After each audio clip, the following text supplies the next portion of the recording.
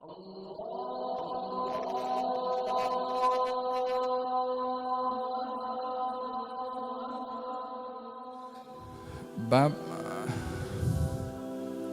tentang gangguan yang dihadapi oleh Nabi SAW di dalam menjalankan dakwah. Di dalam kelas yang lalu saya memperbahaskan tentang dua tahapan dalam dakwah yang dilakukan oleh baginda Rasulullah.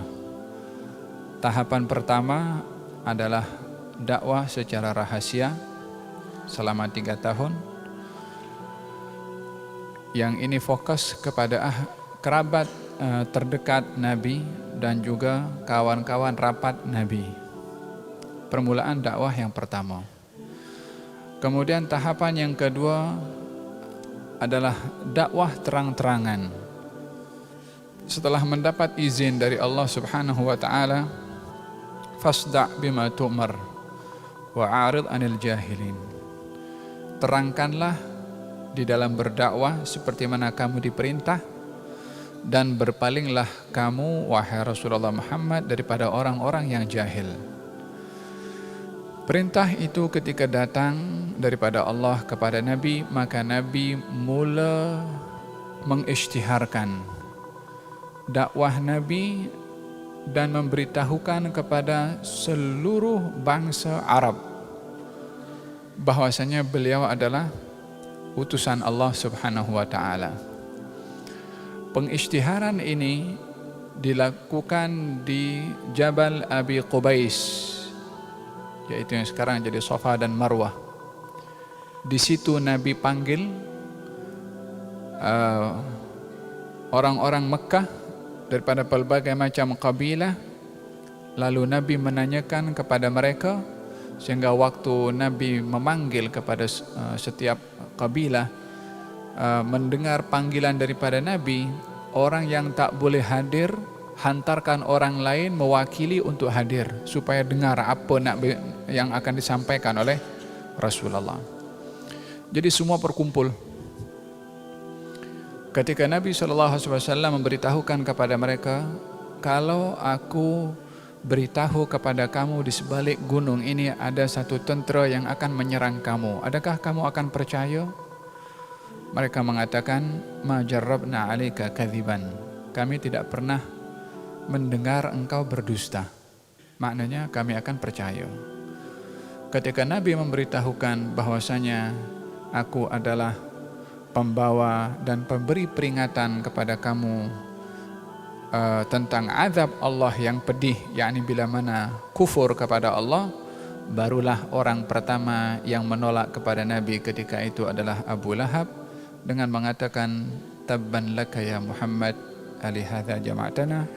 Celaka engkau wahai Muhammad, adakah karena ini kamu memanggil kepada kami semua? Dan pada hari itu juga turun firman Allah, tabbat yada abi lahab wa tab ma aghna anhu maluhu wa ma kasab sayasla naran dzata lahab wa imra'atuhu hammalatal hatab fi jidha hablum min masad.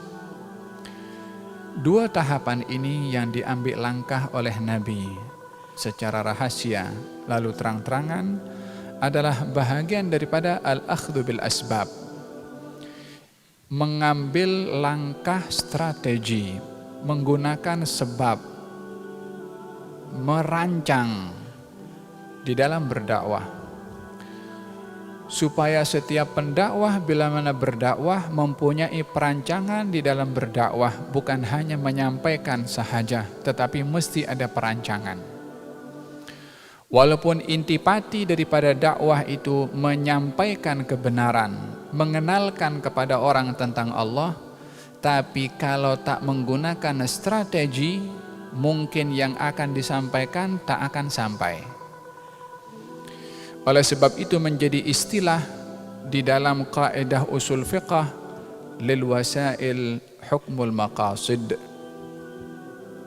Lil wasail perantara, perancangan, strategi. Hukmul maqasid, hukumnya sama dengan objektif, sama dengan dia punya misi. Artinya mesti ada perancangan untuk mencapai kepada kejayaan, supaya tidak seseorang berpikir kejayaan yang ingin dicapai, tujuan yang baik yang ingin dicapai, tidak bergantung dengan tujuan sahaja tanpa mengambil berat tentang langkahnya, tentang sebabnya. Karena sebab sama nilainya dengan objektif. Menggunakan sebab adalah perkara yang penting untuk sampai kepada objektif.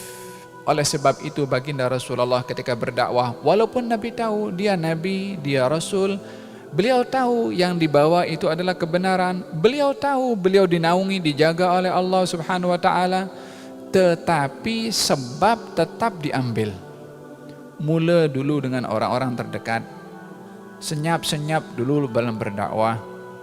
Baru setelah itu, setelah mengambil langkah pertama dalam berdakwah senyap-senyap, setelah cukup langkah, cukup usaha, tahapan yang pertama berdakwah secara rahasia, baru berpindah kepada langkah yang berikutnya, yaitu berdakwah dengan terang-terangan.